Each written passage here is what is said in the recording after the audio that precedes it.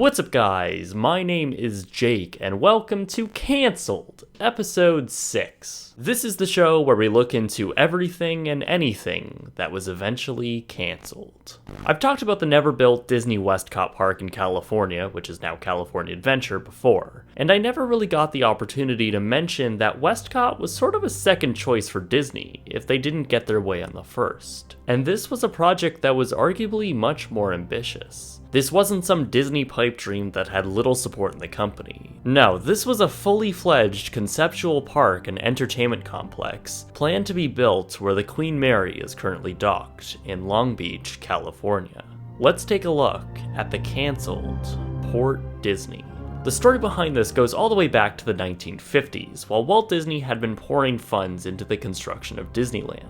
The idea of building a branded hotel next to Disneyland was something that Walt Disney really wanted, but didn't have the funds to build. So the property was leased out to Jack Rather of the Rather Corporation to build the Disneyland Hotel. By the 1980s, the Disneyland Hotel was continuing operation under full ownership of the Rather Corporation, and with Michael Eisner as the new CEO of the Disney company, he wanted that lease back.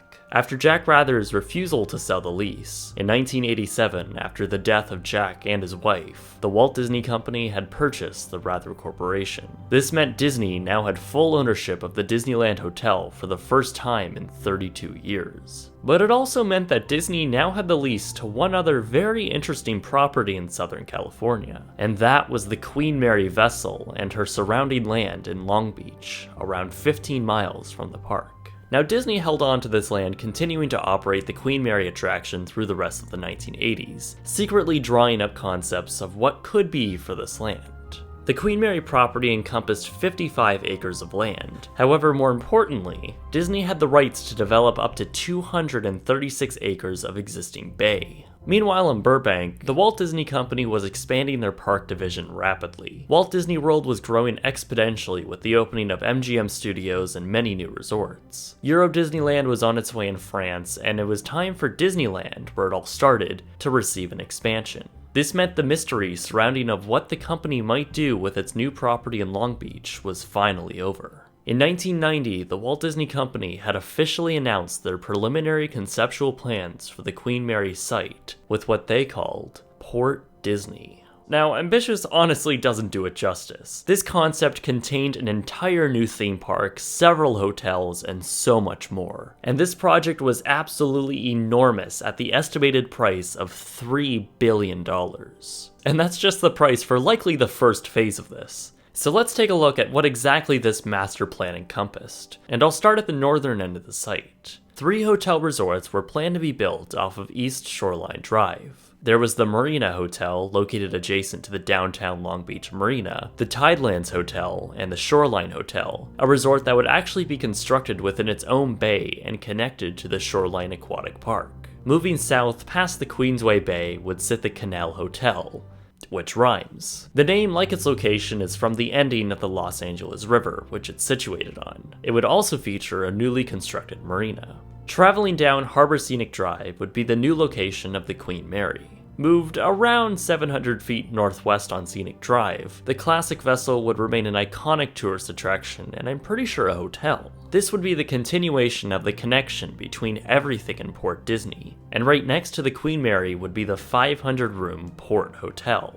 likely the most deluxe hotel on property, incorporating heavy theming with vintage Tuscan and nautical accents. Docked on the shores of this resort would be several historic vessels, likely all would be for charter dinner cruises. This hotel would connect to Worldport, a retail and entertainment hub that would tie everything on this site together. Worldport would also act as a legitimate active marine port, transporting tourists to and from the shores of California. Worldport acted as the hub, connecting the Port Hotel and the main centerpiece to this entire project, which would be the brand new theme park called Disney Sea.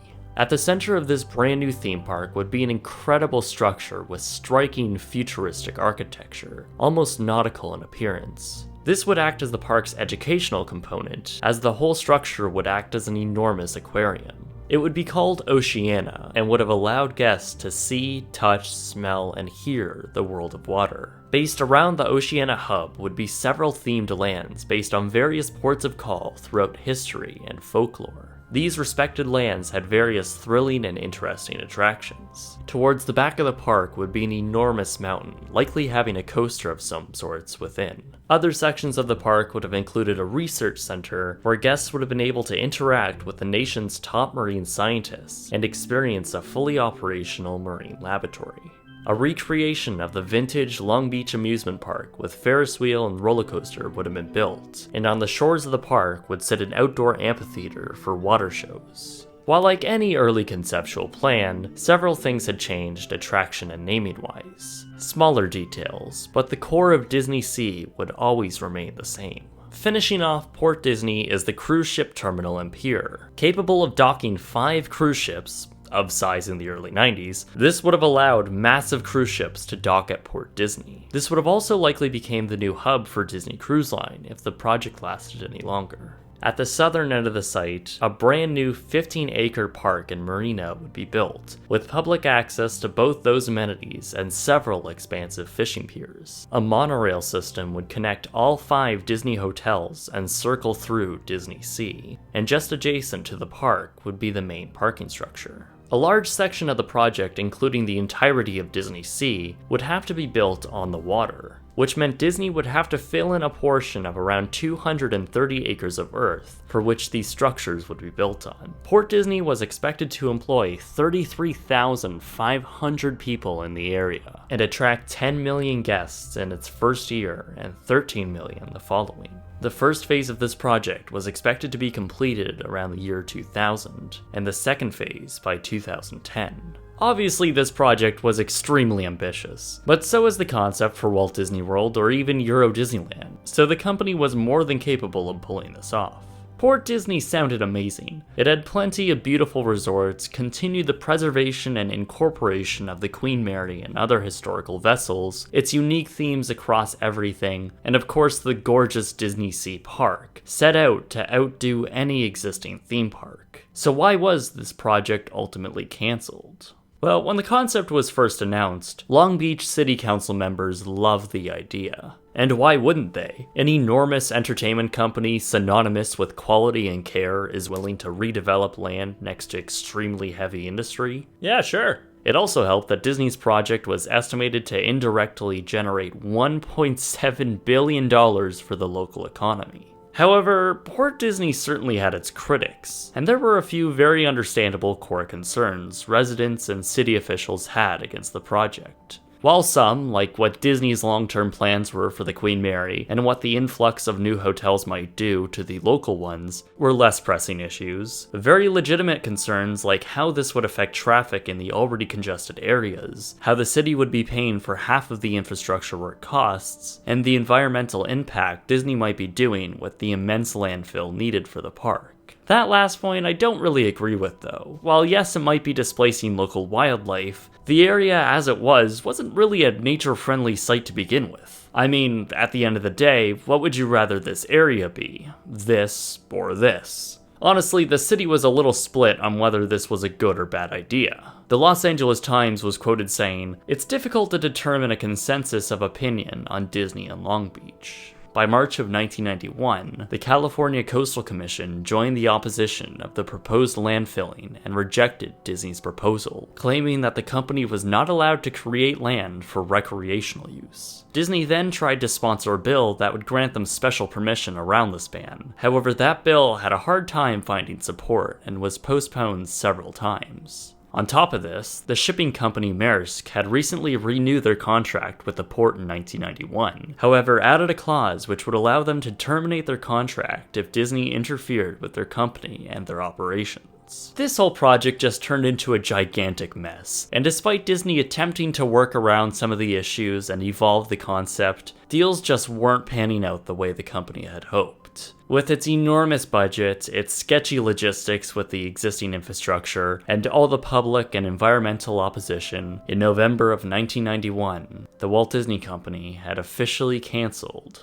Port Disney. It was always sort of a choice for the company. Either build a new park in Anaheim based on their pre-existing Epcot concept in Florida, or build something even more innovative and groundbreaking in Long Beach. After everything that happened, the fight to build a more expensive theme park resort 40 minutes away from Disneyland just wasn't worth it.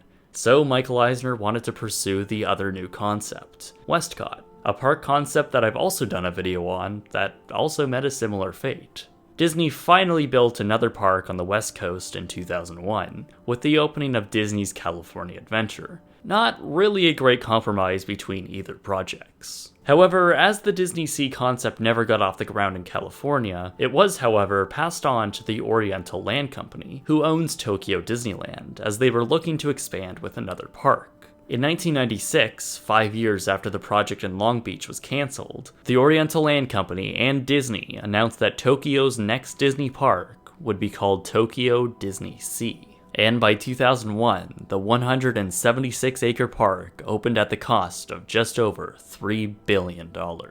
While this iteration of the original 1991 concept lost much of the original futuristic architecture and educational aspects, Tokyo Disney Sea is absolutely stunning. Much like the mountain from the original concept, Tokyo's acts as the park's centerpiece with several themed lands emanating around it. From the people I've talked to who have visited the park, I'm told it's the best Disney park just based on theming alone. And I think that says a lot on how great the Disney Sea idea really was. As for the Queen Mary and the land that the original Port Disney concept was set to take, well, Disney had sold the lease to the Queen Mary, and only recently has seen new entertainment concepts proposed. The rest of the land remained with its own separate property owners, and some have seen little to medium development. If you look at it as a whole, Port Disney was dead the moment it was released. There were just so many factors, some I agree with and some that I don't, that just would have never allowed something of this magnitude to be built. While I think it would have been incredible for the local economy, the permanent preservation of the Queen Mary, and new revitalization to a relatively industrial area, I can understand some of the concerns, most of which just overpower Disney into ultimately dropping everything on what they must have poured a lot of money into.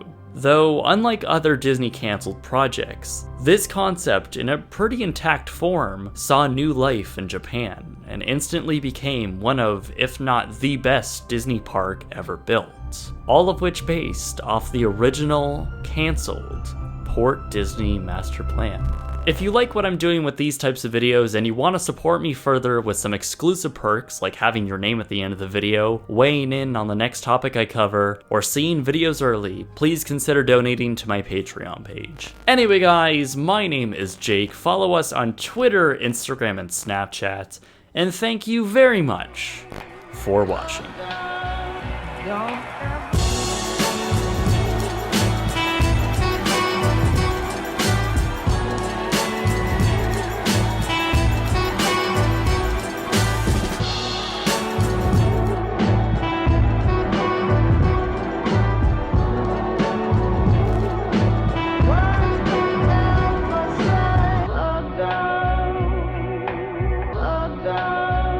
Don't